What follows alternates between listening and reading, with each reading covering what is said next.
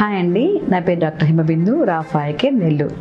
ఈరోజు మనకు కామన్గా కొన్ని ఐ కండిషన్స్ ఫ్యామిలీ హిస్టరీ అంటే ఇంట్లో ఎవరికన్నా ఉంటే అవి నెక్స్ట్ జనరేషన్కి వచ్చే అవకాశం ఉంటుందన్నమాట. ఏ రకంగా అయితే షుగర్, డయాబెటీస్ కానీ హార్ట్ డిజీజెస్ కానీ ఫ్యామిలీలో ఎవరికన్నా ఉంటే ఆ నెక్స్ట్ జనరేషన్కి వచ్చే అవకాశం ఉంటుంది కదా. ఆ రకంగానే కొన్ని ఐ కండిషన్స్ కూడా నెక్స్ట్ జనరేషన్కి వచ్చే అవకాశం ఉంటుందన్నమాట.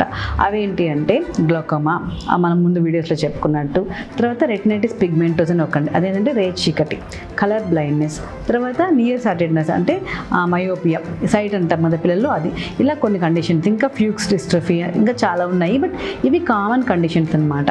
మరి ఇవి ఎందుకు ఇవి ఇంపార్టెంట్ అంటే ఫ్యామిలీలో ఎవరికన్నా మనకు తెలిసినప్పుడు, మన ఫ్యామిలీలో ఎవరికన్నా మన పేరెంట్స్కి కానీ లేకపోతే మన దగ్గర వాళ్ళకి కానీ ఈ డిసీజెస్ ఉన్నాయని తెలిసినప్పుడు మనకు ఏవి లేకపోయినా సరే ఒకసారి ఆఫ్థల్మాలజిస్ట్ దగ్గరికి వచ్చి ఎవాల్యుయేట్ చేసుకోవడం చాలా ఇంపార్టెంట్ అనమాట. ఎందుకంటే 50 to 60% ఆఫ్ ఛాన్స్ ఉంటుంది అన్నమాట నెక్స్ట్ జనరేషన్కి వచ్చే అవకాశం. కాబట్టి ఎర్లీ డయాగ్నోసిస్ అనేది ఎప్పుడు కూడా ఇంపార్టెంట్. డిసీజెస్ మనం ఆపలేం, కానీ ఎర్లీగా డిటెక్ట్ చేయడం వల్ల తద్వారా వచ్చే కాంప్లికేషన్స్ని మనం ఆపగలం. కాబట్టి ఎవరి ఫ్యామిలీ హిస్టరీలో అయితే ఇవి నేను పైన చెప్పిన ఆ లిస్ట్ ఉందో వాళ్ళు దగ్గరున్న ఆఫ్థల్మాలజిస్ట్ దగ్గరికి వెళ్ళి రెగ్యులర్ ఐ చెకప్ చేయించుకోవడం మంచిదన్నమాట. Thank you.